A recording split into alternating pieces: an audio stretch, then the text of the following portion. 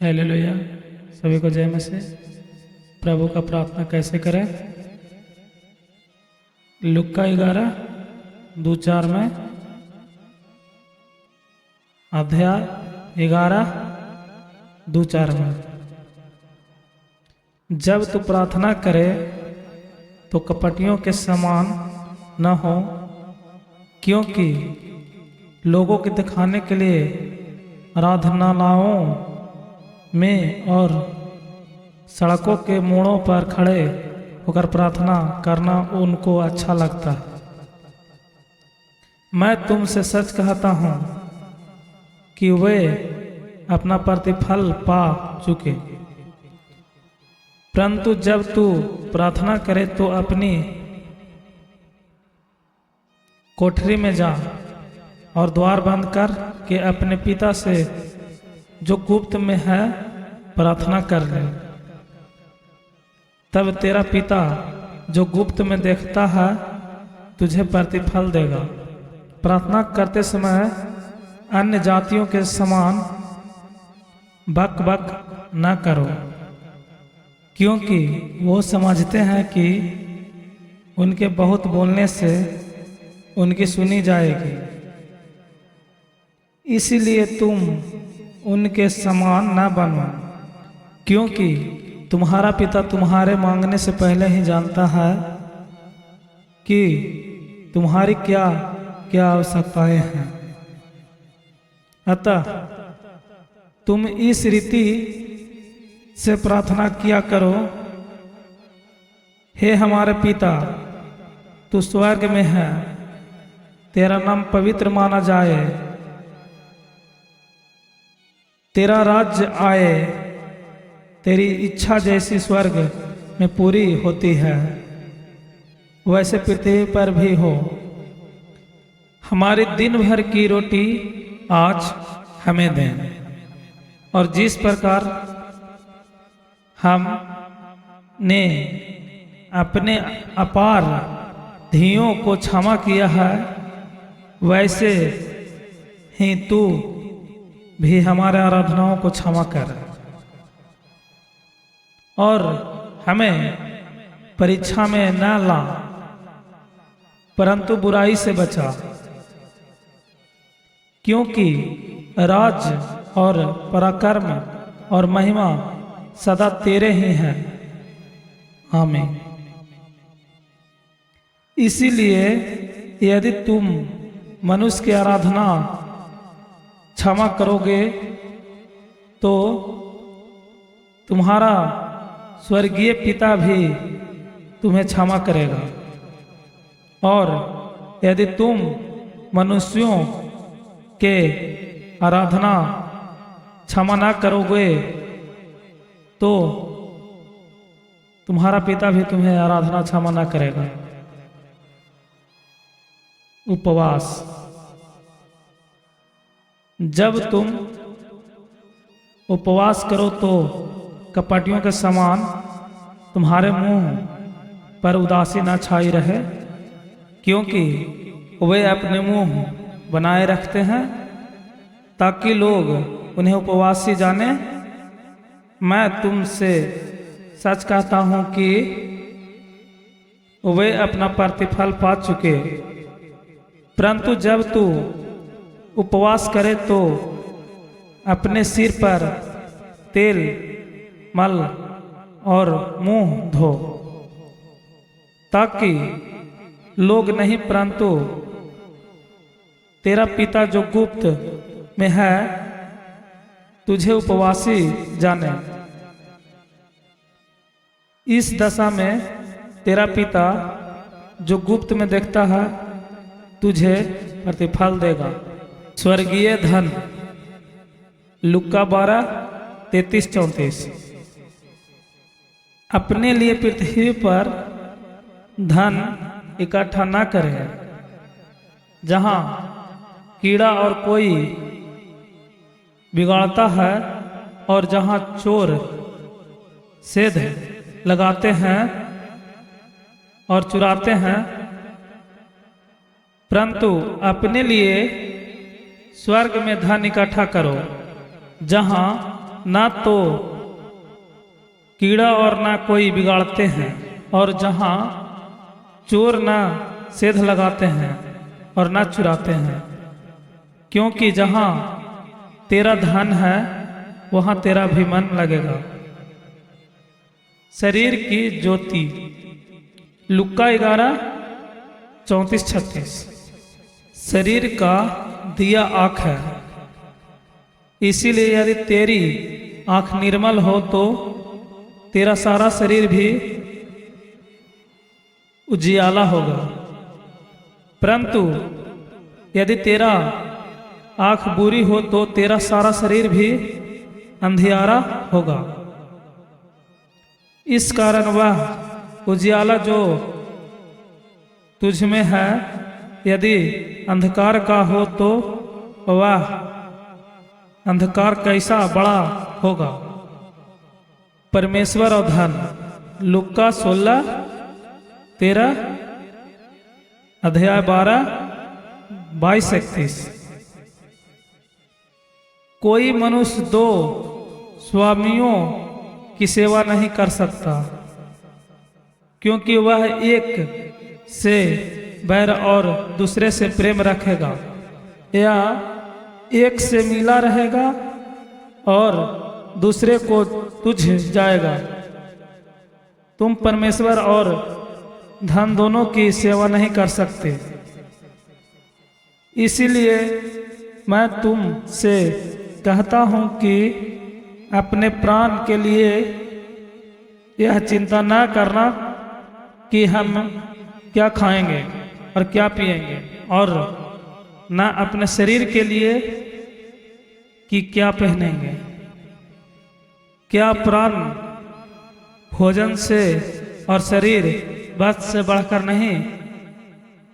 आकाश के पक्षियों को देखो, वे न बोते हैं न काटते हैं और न खाते में बटोरते हैं, फिर भी तुम्हारा स्वर्गीय पिता उनको खिलाता है। क्या तुम अपने अधिक मूल नहीं रखते? तुम में कौन है जो चिंता करके अपनी आयु में एक घड़ी भी बढ़ा सकता है? और वस्त्र के लिए क्योंकि चिंता करते हो? जंगली शोषणों पर ध्यान करो कि वे कैसे बढ़ते हैं। वे ना तो परिश्रम करते हैं ना कताते हैं।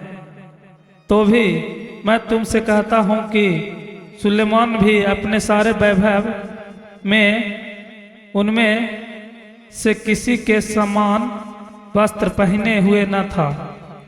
इसलिए जब परमेश्वर मैदान की घास को जो आज है और कल भाड़ में झोंकी जाएगी ऐसा वस्त्र पहनता है, तो ये अल्प विश्वासियों तुमको वह इनसे बढ़कर क्यों न पहनाएगा। इसीलिए तुम चिंता करके या न कहना कि हम क्या खाएंगे या क्या पिएंगे या क्या पहनेंगे, क्योंकि अन्य जातियों इन सब वस्तुओं की खोज में रहते हैं, पर तुम्हारा स्वर्गीय पिता जानता है कि तुम्हें इन सब वस्तुओं की आवश्यकता है। इसीलिए पहले तुम परमेश्वर के राज और उसके धर्म की खोज करो, तो ये सब वस्तुएं भी तुम्हें मिल जाएगी। अतः कल की चिंता न करो, क्योंकि कल का दिन अपनी चिंता आप कर लेगा।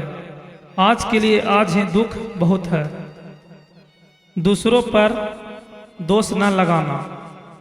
लुक्का 6:37-38-41-42। दोष मत लगाओ कि तुम अपनी भी दोष न लगाया जाए, क्योंकि जिस प्रकार तुम दोष लगाते हो उसी प्रकार तुम पर भी दोष लगाया जाएगा, और जिस नाप से तुम नापाते हो उसी नाप से तुम्हारे लिए भी नापा जाएगा। तू क्यों अपने भाई की आंख के तिनके को देखता है और अपनी आंख का लट्टा तुझे नहीं सूझता? जब तेरी ही आंख में लट्टा है तो अपने भाई से कैसे कह सकता है ला मैं तेरी आंख से तिलका निकाल दूं? हे कपटी, पहले अपनी आंख में से लटा निकाल ले, तब तू अपने भाई की आंख में तिनका भली भांति देखकर निकाल सकेगा।